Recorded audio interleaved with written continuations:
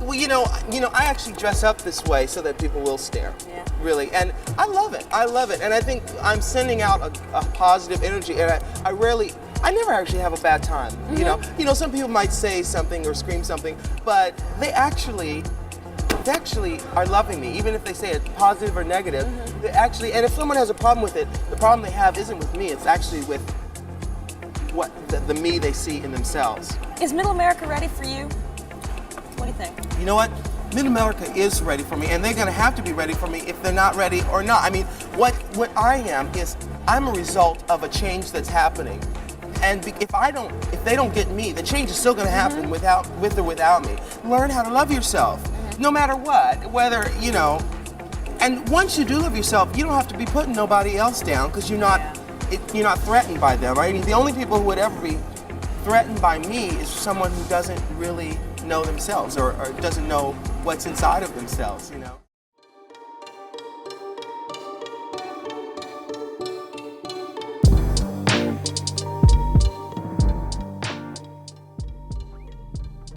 Welcome back to another fabulous episode of Town Hall, a Black queer podcast with your hosts, Bob the Drag Queen and me, Peppermint.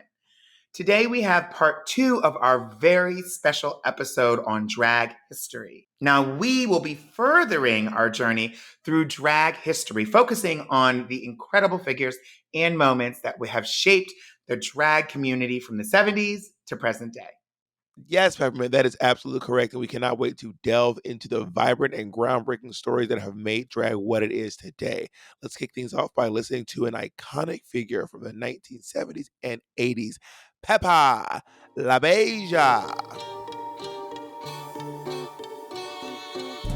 I've been a man, and I've been a man who emulated a woman. I've never been a woman. I never had that service once a month. I've never been pregnant. I can never say how a woman feels. I can only say how a man who acts like a woman or dresses like a woman feels. I never wanted to have a sex change. That's just taking it a little too far, because if you decide later on in life to change your mind, you can't. Once it's gone, it's gone. A lot of kids that I know, they got the sex change because they felt, oh, I've been treated so bad as a drag queen. If I get a pussy, excuse the expression, I'll be treated fabulous. But women get treated bad. They get beat, they get robbed, they get dogged. So having the vagina, that doesn't mean that you're going to have a fabulous life. It might, in fact, be worse. So I've never recommended it, and I myself would have never, ever got it. And I'm so thankful that I was that smart. Because right about now, this next 40 or so years that I'm going to be here, I'm going to live. And for those children that can't take the fact that I still look youthful, suffer. No bags. No lines. Lovely. Peppa LaBeija was an absolute force, is an absolute force in the drag and ballroom scene. She emerged during a time when drag balls were becoming a very vibrant expression of identity for LGBTQ plus people of color. Now, Pepper used drag as a way to explore gender expression, challenging societal norms, and redefining beauty and femininity. And it was all about being fierce and glamorous and unapologetically themselves. And Pepper LaBeija was a founding member of the legendary House of LaBeija, which we explored in our first episode on drag history. The House of LaBeija was the first of its kind and one of the most influential houses in the ballroom scene.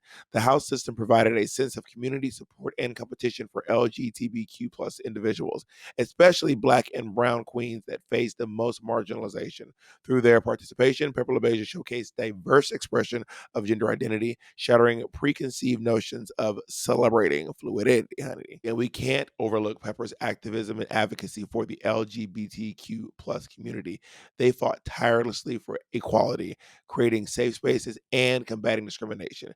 Pepper understood that drag was more than just performances. It was a platform to address social issues and be a voice for those who were often unheard. And let's not forget the legacy that they left behind in the terms of gender expression. Pepper's performances blurred the lines between femininity and masculinity, allowing for a multitude of creative and transformative presentations. And they proved that gender is a spectrum and that everyone deserves the freedom to express themselves in their own unique way. Baby, Pepper LaBeija's story reminds us that the power of drag is a tool for self-expression, a way to break free from societal constraints, and a celebration of the beauty and diversity within gender expression. This is what generally sometimes I do, is I make my hand into a form like a compact or makeup kit, and I'm like beating my face with blush, shadows, or whatever to the music. Then usually I'll turn the compact around to face that person, meaning like almost like my hand is a mirror for them to get a look. Then I'll start doing their face, because what they have on their face right now needs a dramatic makeup job. Like breakdancing, the dance takes from the hieroglyphics of ancient Egypt. It also takes some forms of gymnastics. They both strive for perfect lines in the body, awkward positions, but it goes one step further. It's starting to make a name for itself, but I want it to be known worldwide, and I want to be on top of it when it hits. I want to take voguing not to just Paris is burning, but I want to take it to the real Paris and make the real Paris burn. Okay, y'all. That was the legendary drag queen, dancer, choreographer, model, face of, honestly, the global face of Vogue way before Madonna, Willi Ninja. Original name, William Roscoe Leake in 1961 in New York City as they were born. Willie would go on to become a trailblazing figure in the voguing and ballroom scene, leaving an incredible mark on the world of drag and honestly the world of house music. You know, if you were lucky enough to be alive in the 1990s, watching sort of the fusion of styles, sort of Black music with white music and Black music with white industry, frankly. And the advent, not the invention, but really the advent of music video as a serious tool for promoting and spreading music, right? Kind of the standard. In the 90s, in the late 80s, early 90s, music videos became really probably the gold standard for people consuming music videos. You know, we watch music videos these days on clips and things like that, but I would say that like music videos were what streaming is today. And Willi Ninja was in a lot of music videos. Willi Ninja was hired as dancer and choreographer to travel around the world and really teach Vogue to people all over the world, especially Japan. And I think Willie had a soft space in his heart for Japan and Japanese culture. Anyway, Willie's rise to drag fame began in the 1980s when he started the House of Ninja, which was known for being multicultural for its Asian and martial arts influences. And, you know, I think the House of Ninja definitely became known as the assassins of the ballroom scene. I think Willie even talked about that before on videos, and you can see some old clips. And they, you know, it was like the House of Ninja for a while, like on top, as far as I know. I have to check with my ballroom counterparts to get some confirmation on that, but that's my belief. Now, it's important to give some context here, right? The 1980s and the 90s were a time of immense struggle for our community. The AIDS epidemic wreaked havoc, claiming countless lives and leaving a trail of grief and heartbreak in its wake. And another kind of component to that's really important is the high rate of incarceration. Our President Reagan started, along with his wife and pretty much everybody right after Nixon, an initiative to criminalize and jail Black bodies, and a way that was really successful to I believe disenfranchise people from being able from voting. And one of the ways that they were able to do that is declare a war on drugs at the same time that they were pretty much shipping crack cocaine into our communities. And the connection between incarceration and crack cocaine is really, really key when we're talking about the effect on AIDS and the impact on our community. Because what would happen is they would ship these drugs the drugs would make their way into our communities with not much conversation. And these same drugs would not make their way into the white communities in the same way. However, we all know that crack cocaine is made from cocaine. For some strange reason, crack had a larger sentence attached to it in terms of incarceration and punishment than cocaine did, even though cocaine was much more widespread in the beginning. And so folks getting caught with a small amount of crack would go to jail for years, which when they were declaring a war on drugs, took so many men and women, but primarily men, otherwise able-bodied men out of Black households and the neighborhoods. And so there was a lot less partners for women to choose. And at the same time, as addiction was taking its hold on the Black community, women who were addicted to crack didn't really have, there was also a huge recession in the 80s, so lots of people were out of work. A lot of women in the Black community who were using crack cocaine and using this substance didn't have any other means of employment. So in comes the age-old profession of sex work, I would say possibly survival sex work. And the terms were set by the very few men that were still remaining in the community, which meant that we were not going to be using a condom. And so the AIDS epidemic really exploded in the Black community. During that time, it was just the perfect, sort of ground for impacting and self-perpetuating AIDS and HIV infection and seroconversion. So I digress. This obviously had a huge impact as well on the queer communities in San Francisco and New York and in the larger cities. And so, like many folks, as I said, the AIDS epidemic had a huge, huge impact on the community. And Willi Ninja was diagnosed with HIV and faced it was just like a harsh reality of the time that a lot of people had to deal with. And we lost a lot of fantastic and really, really talented artists during that time. Many of his friends, his loved ones, and fellow performers were lost to this devastating disease. The impact was not only emotional, but also had far-reaching consequences for the artistic and cultural landscape that Willie called home. And honestly, beyond that, you go back and look at some of the tastemakers and serious creators that were coming out of the 80s and how those voices were just gone suddenly in droves. I think that people should look at AIDS in Black America. It's a really good resource for people to look at and learn more about the pathway that AIDS and HIV took through the 80s and 90s as related to the Black America. Really interesting. In the face of diversity, Willi Ninja's resilience and strength shone through. He used his platform to raise awareness about AIDS, fighting the stigma and discrimination that surround the disease.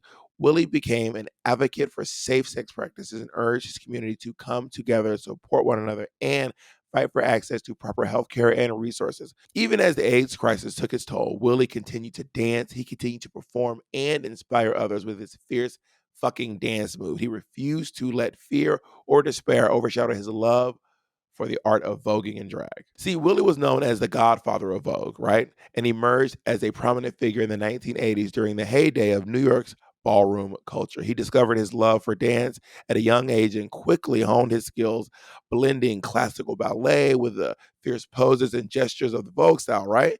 Willie's unique style and fierce attitude made him a standout in the ballroom scene. I think that's because the style of Vogue and dance that Willie did, it was really, really, really intricate. Until then, Vogue was mostly about, from what I know, mostly about like poses and sort of abstract shapes. But Willie's style in the House of Ninja really, really focused on the intricacies and the detail of telling a story, almost like miming. If you're going to mime, there are ways that, mimes do their thing and you can get the full story and see exactly what it is they're doing with their fingers or their hands or their body because of how much detail they put into it. And Willie possessed that. In the 1980s and the early 90s, I am now alive, by the way, just so anyone listening. I was born in 86. So I am now alive in the world of Black queerness. Willi Ninja gained international recognition when he and his dance crew, the House of Ninja, appeared in the groundbreaking documentary Paris is Burning. Yes, that Paris is Burning. The film shed light on the underground world of New York City's ballroom culture and brought voguing into the mainstream consciousness. Willie's talent and charisma captivated audience, and he became an icon for the LGBTQ plus community. But it wasn't just on the dance floor where Willie made his mark. He was also an influential choreographer working with renowned artists such as Malcolm McLaren, Grace Jones, and of course, Madonna. His choreography for Madonna's Vogue music video became iconic, introducing voguing to millions of people around the world. Willie's work transcended boundaries, blending the art of dance with elements of fashion, self-expression, and activism. Willie was more than just a performer and a choreographer, though. He was an advocate for the LGBTQ plus community and a beacon of hope for so many people. He used his platform to speak out against discrimination, pushing for greater visibility and acceptance for queer individuals in society. And Willie's artistry and activism really paved the way for future generations for drag queens and voguers and ballroom performers. Sadly, in 2006, we lost this incredible talent when Willi Ninja passed away at the very young age of 45 due to complications from AIDS. But his legacy lives on. His impact on the world of drag, dance, and the LGBTQ plus community cannot be overstated. Willie's fearlessness, creativity, and unwavering spirit continued to inspire performers today.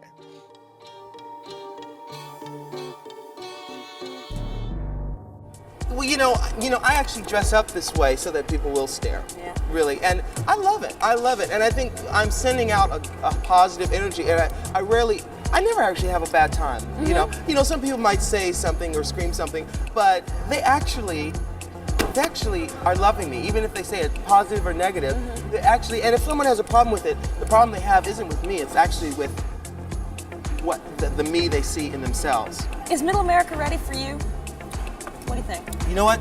Mid-America is ready for me, and they're going to have to be ready for me if they're not ready or not. I mean, what I am is I'm a result of a change that's happening, and if they don't get me, the change is still going to happen with or without me. Learn how to love yourself, no matter what. Whether and once you do love yourself, you don't have to be putting nobody else down because you're not threatened by them. Right? The only people who would ever be threatened by me is someone who doesn't really know themselves or doesn't know what's inside of themselves, Now, you all know that voice. That was RuPaul, the original Glamazon, who has certainly left a mark on our community. Is not even a massive print on this community. So let's start at the very beginning, shall we?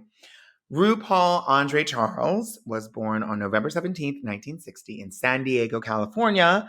And little did the world know that this little baby was going to grow up and slay the world. RuPaul is quite possibly, undeniably, the most famous drag queen in the world. RuPaul's journey to stardom wasn't exactly a bed of roses. He faced his share of challenges, but his tenacity and charisma helped him rise above them. He got his start in Atlanta, whoop, whoop, whoop, whoop, where he performed in local clubs and formed the groundbreaking band RuPaul and the U-Hauls. That was probably like one of 6 bands that I know about that RuPaul formed between Atlanta and New York. But it was in the 90s when RuPaul skyrocketed to fame with his hit single, Supermodel, You Better Work, written by Larry T., a dear friend of mine. The music video was absolutely everything. I remember watching it and thinking, oh my goodness, who's this? Is that? Ru was serving us looks for days, darling. And can we talk about those iconic red locks? Oh, honey, the red look was snatched for the gods, and let's not forget RuPaul's acting chops. I mean, for whatever it's worth. I mean, the Oscar's not there, but the imprint is still there, right?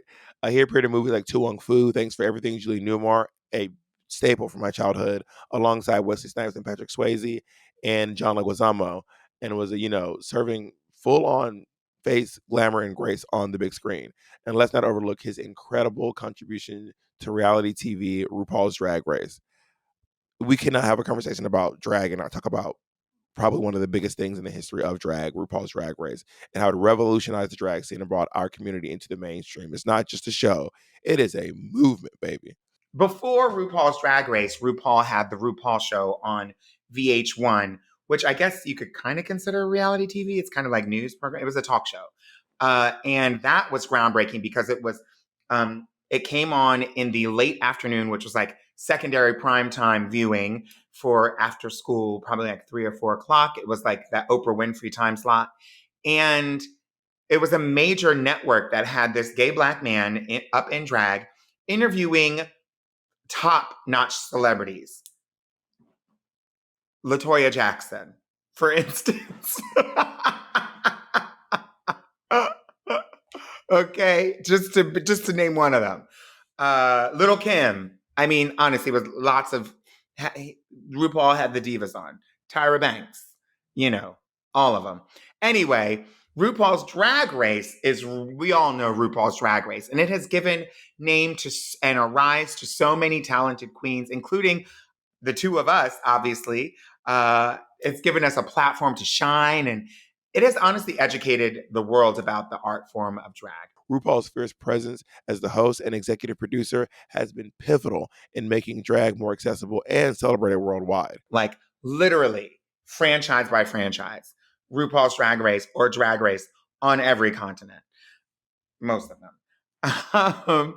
And we, honestly, Ru has mastered the art of keeping us entertained.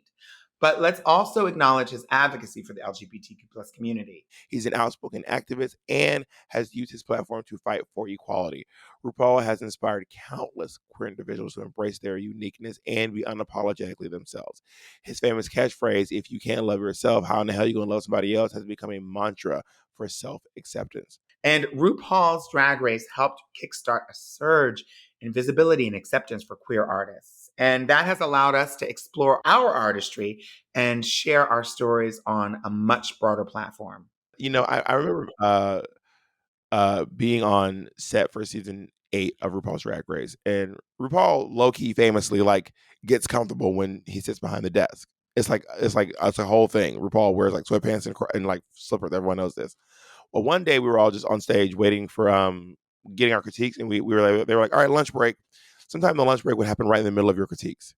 And as we're getting our critiques, RuPaul just comes from behind the judges booth and goes, "I want to let you bitches know I still got it." And she's still in full drag, heels and everything. And she just starts runway walking across the front of the stage, back and forth. She just keeps being singing her own songs and strutting and back and forth. It was really a nice relief from the scrutiny that is being judged on RuPaul's Drag Race.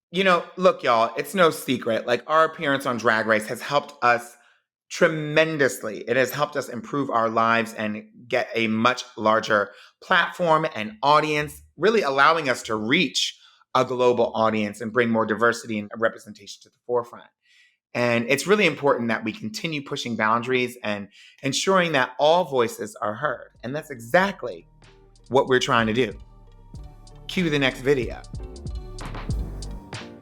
Given that there was a recent Pew poll that says that most individuals, I think as many as 80% of Americans say that they don't personally know someone who's trans, they're getting a lot of their information about us from these same politicians that are making up this discriminatory language. And so one of the things I would want people to know, those who don't know and love someone who's transgender, is that being transgender is very real, and there is no separating trans identity from the individual. And that's why all of these bans and proposals that target bathroom, fair housing, education, employment. That's why they're so insidious and so dangerous. So trans individuals, we are who we say we are. Trans women are women, trans men are men. And if we can deal from a place of empathy, then that may be a good place to start. The other thing is that we are not out to transgender children are not having surgeries. That's really important to say. There's this misnomer that surgeries are being done on young children. That is absolutely not true. In most places, in most states in this country, you need to be over the age of 16, 17, or 18 in order to even get this type of treatment. So the treatment that doctors are providing is approved and supported by all the major medical organizations, and these doctors are doing it in partnership with the parents of the children. And so they're all working together to provide the healthiest options and resources for those children. And unfortunately, these bills are not just about children. They said they were, but now they're focusing on adults as well and trying to eradicate healthcare for transgender adults and young folks. And so, it's very vague and very messy, but it's really important that you take the time to listen to people in the community first. And get to know them. Peppermint, we thank you. Now, let me talk about a very impactful performer in my life, in my career, in my day-to-day life, quite frankly, our beloved host, Peppermint, or Miss Peppermint.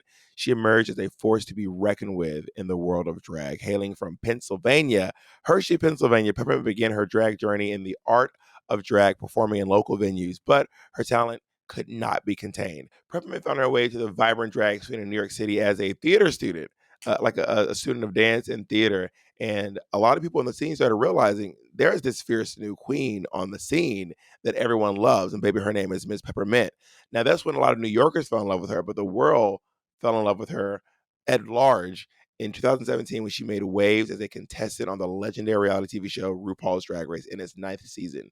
Known for her electrifying performances, flawless fashion sense, and infectious personality, Peppermint captured the hearts of fans worldwide.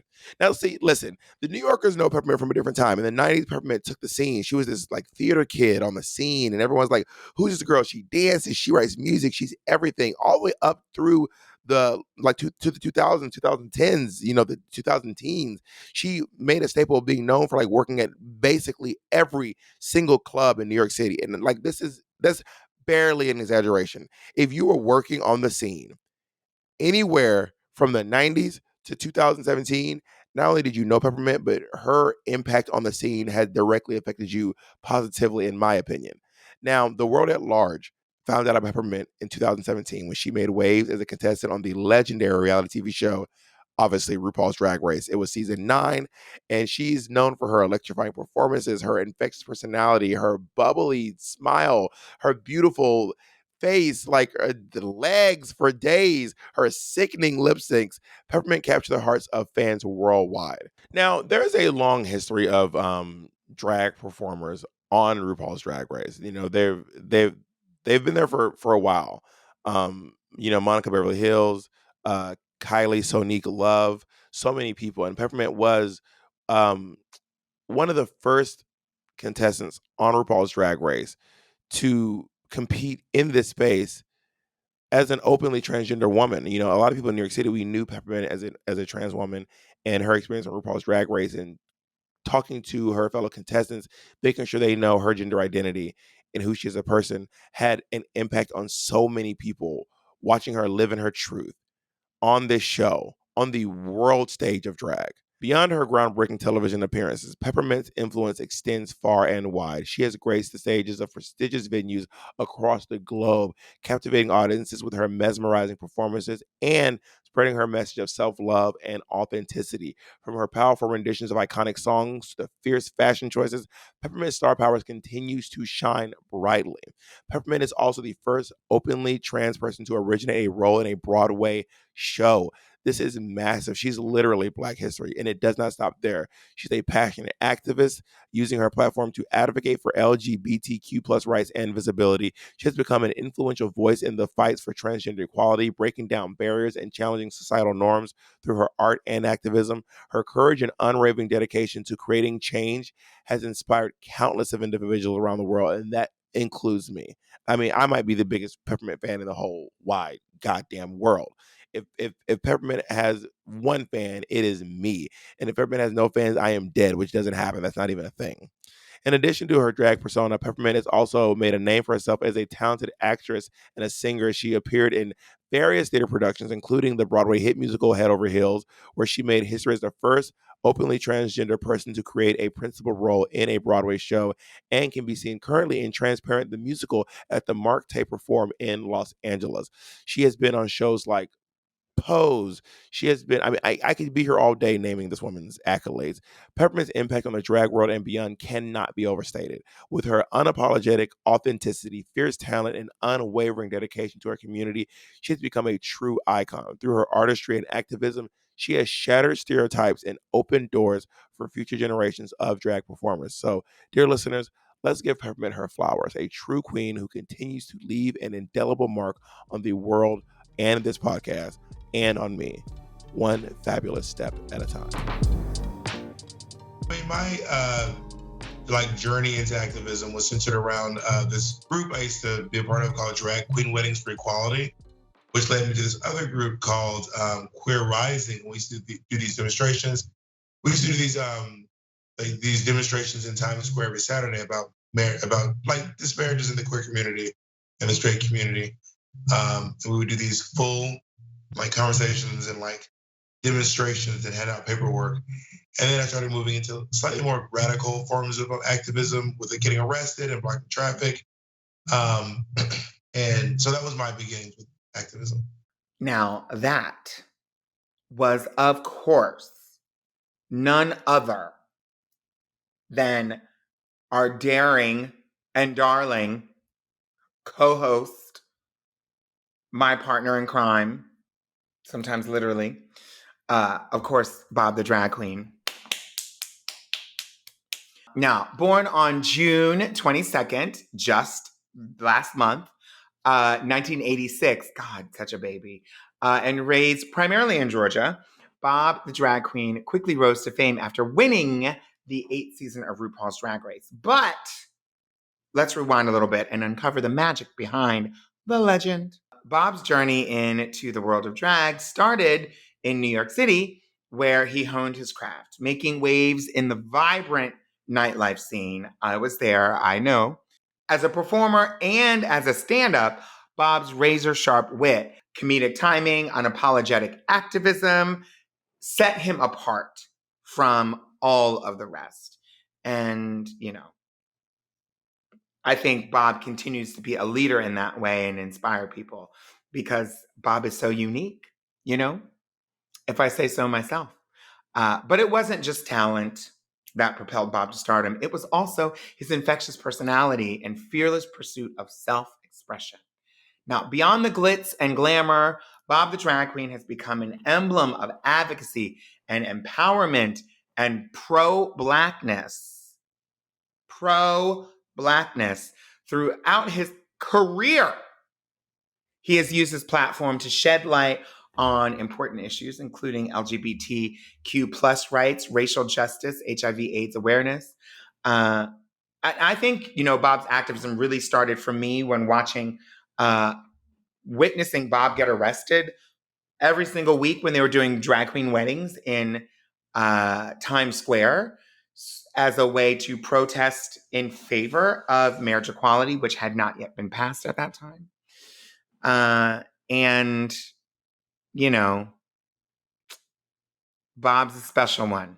And his activism has taken him across the country, performing at pride events and speaking at rallies and spreading equality and acceptance wherever he goes. Wherever you go, Bob, you're spreading things. Now, in all seriousness, let's delve a little bit deeper into the triumphs and challenges that Bob has faced along the way. Now, despite his success, Bob's journey has been challenging. From battling financial hardships to overcoming personal obstacles, Bob's resilience has been an inspiration for many. He raps in his single, Black, "Get your black ass to the front of the class. If Rosa Parks could see you now, she'd be beating that ass."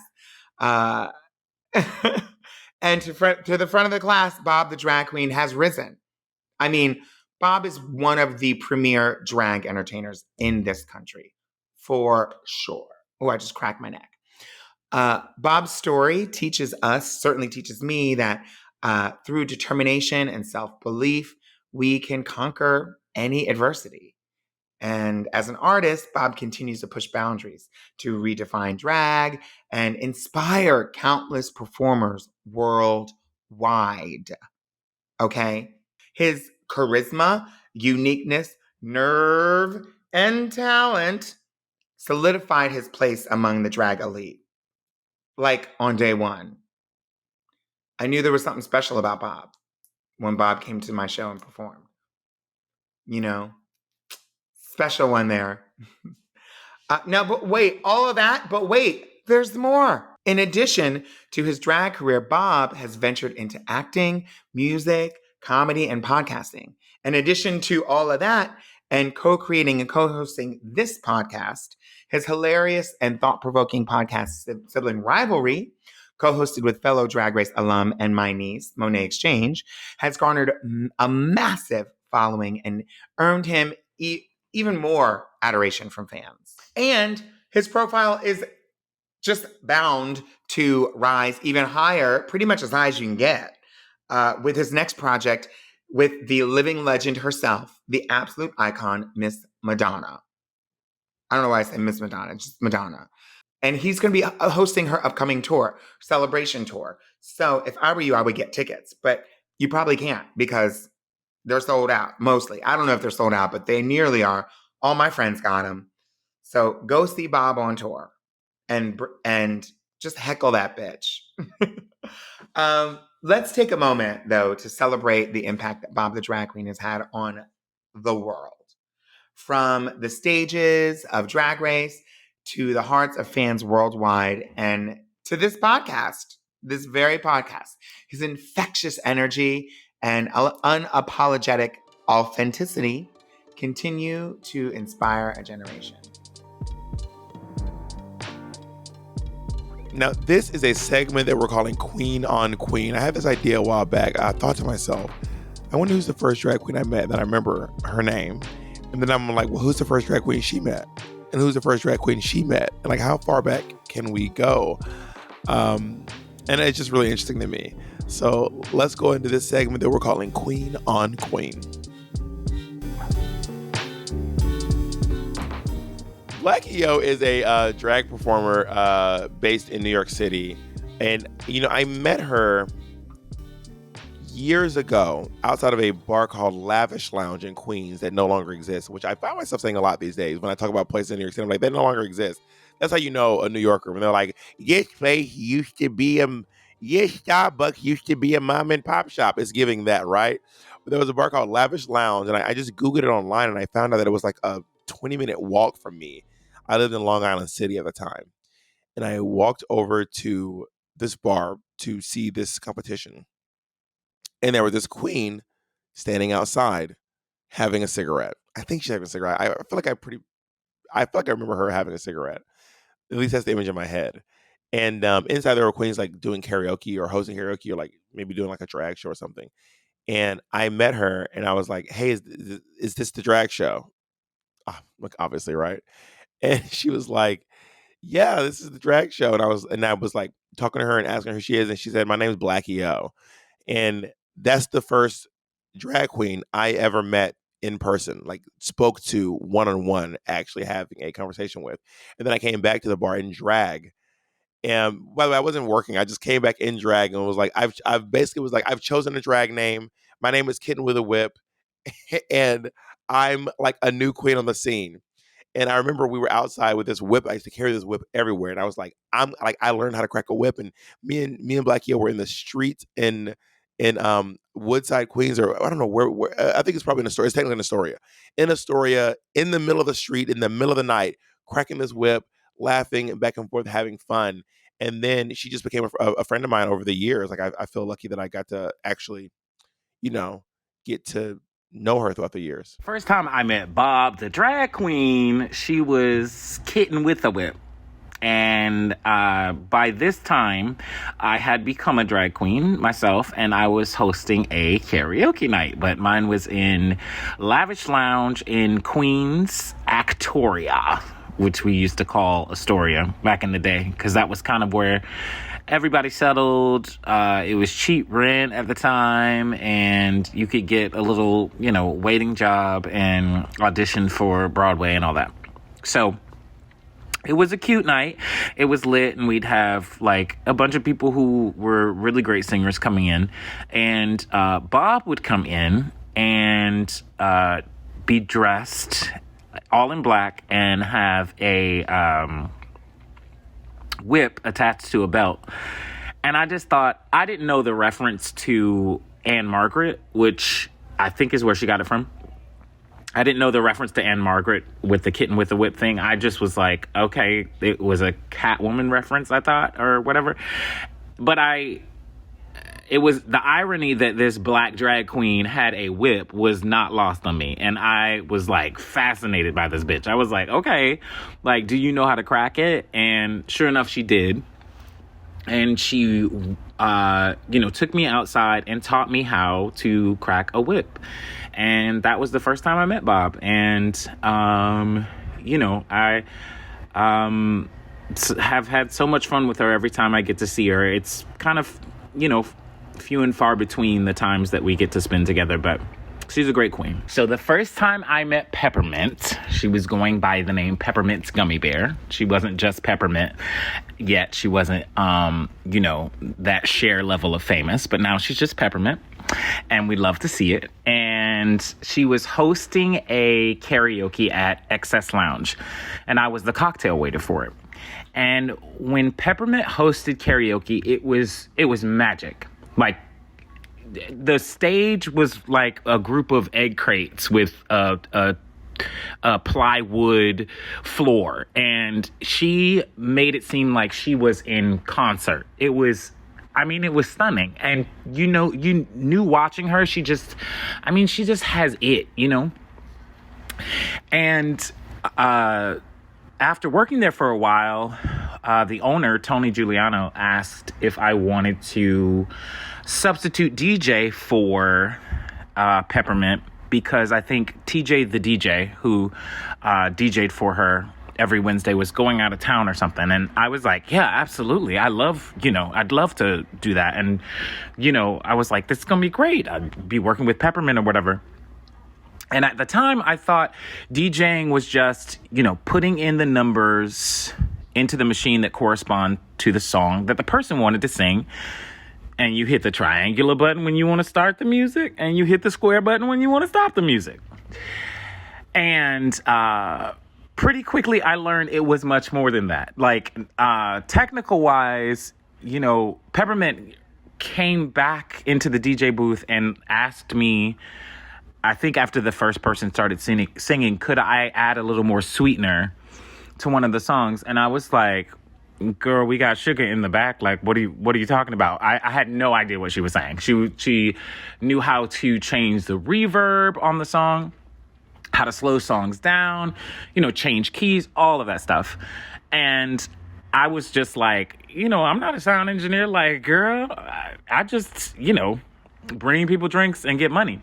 So that taught me that, well, she definitely has a magic, but she also has a knowledge of how to create an environment, how to create a vibe.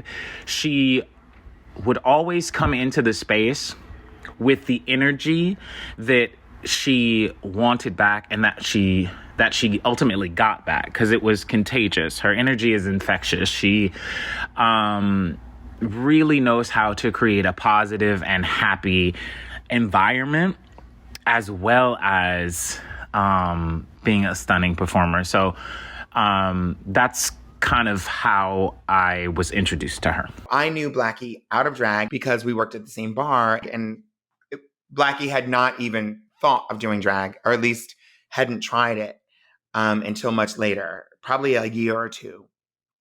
And yeah, I remember, her whole thing, she's evolved now for sure, but her whole thing was really a take on Jackie Onassis, John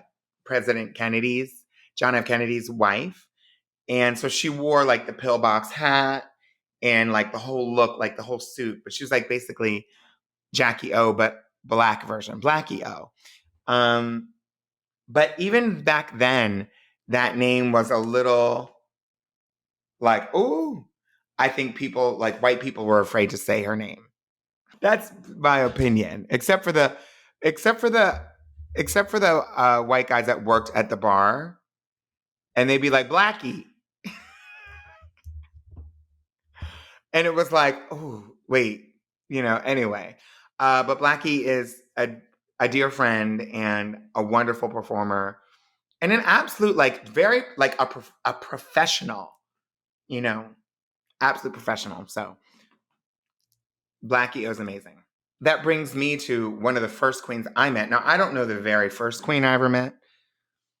We'd have to basically go back to Stonehenge, but one of the first queens that ever hired me for a regular job in New York City. And this is like, I'm talking like it was difficult to find work as a drag entertainer, let alone regular weekly or even daily work as a drag entertainer. And so I was so grateful when Mistress Formika hired me. Now, to give a little context, Mistress Formika worked there were different neighborhoods in New York City that sort of dictated the style of the party and the nightlife and the nightclub that you were going to go to. So Mistress Formika primarily worked in the East Village, which at the time was known for like renegade, rock and roll. People, they'd have mohawks and leather. That was kind of the vibe. And so she fit right in with that. And she was the host of a party called Motherfucker, which eventually she stopped working and I took over as host. So that's how we met initially. And then it wasn't until later when she was doing her weekly party at Don Hills that she asked me to come and work and be the co-host. So I co-hosted with Mistress Formika and Sherry Vine the show. And it wasn't like a regular drag show. It was a show that with a live band, and we would sing covers or original music to the band, with the band. And, the drunk rock and roll people they ate it up. And so I'm just really grateful because I could tell that she, along with Michael T and some other people, sort of saw something in me as a very early queen and said, we want to bestow the duty of being one of New York City's MCs onto Peppermint. And, I'm really grateful for that. Formika has, for those of you who have never seen Wigstock, the documentary, you should check it out, Wigstock the movie. Anyway, Formika's featured in that. And yeah, has some of the best scenes and best performances. And one of the this really strong opening performance of Aquarius from Hair. And I fell in love with the song because of her performance. So please go check out Mistress Formika, an amazing person. My name is Michael Formika Jones, also known as the Mistress Formika. And to be honest, I can't really remember the first time that I met Peppermint or what she was wearing, how she looked, but I can tell you this, she left an impression on me. Such a huge impression that I wanted her to come into my world. I wanted to give her every opportunity to be on stage, to express herself, to have a voice, and to shine, for the world to see what an incredibly unique and beautiful person she was. The same way that the first queen I met, Linda Simpson, did for me. She gave me a stage and allowed me to shine and grow and change and find myself and have my voice. And I'm so proud of both of them. I'm so happy to still be friends with both of them. And I am glad to see both of them still dominating their lives, teaching others to dominate theirs, the same way I try to do. Hey, that's why I called myself the Mistress. Love you, Peppermint.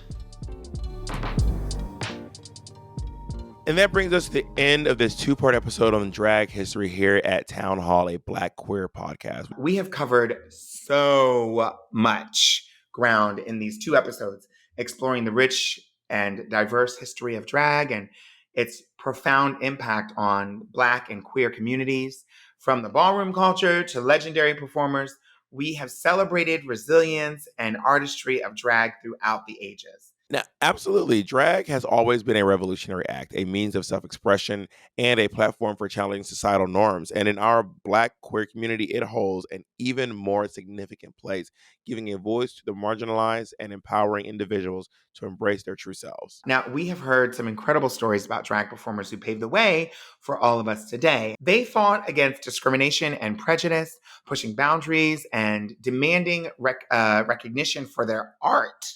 Hello, their art. Hello. And it is absolutely vital that we honor their legacies and ensure their stories are just never forgotten.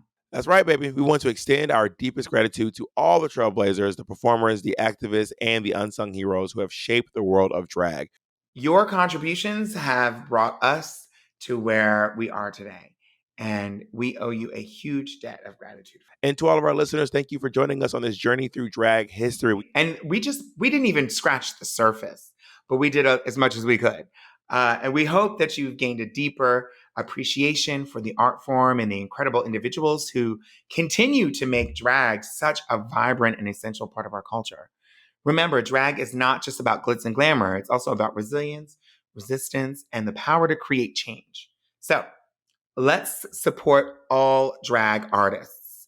Uplift their voices, share their content, give them money, and fight for a world where everyone can express themselves freely, just the way that they want. And with that, we'll be signing off, but don't worry. There's more to come in season 2 of Town Hall, a Black queer podcast. Stay fabulous, stay fierce, and keep being unapologetically you. Until next time. Special thanks to executive producer Tracy Marquez, senior producer Charlene Westbrook, producer Corey Nixon, and post-producer Amelia Rittaler. Music by LaFemme Bear.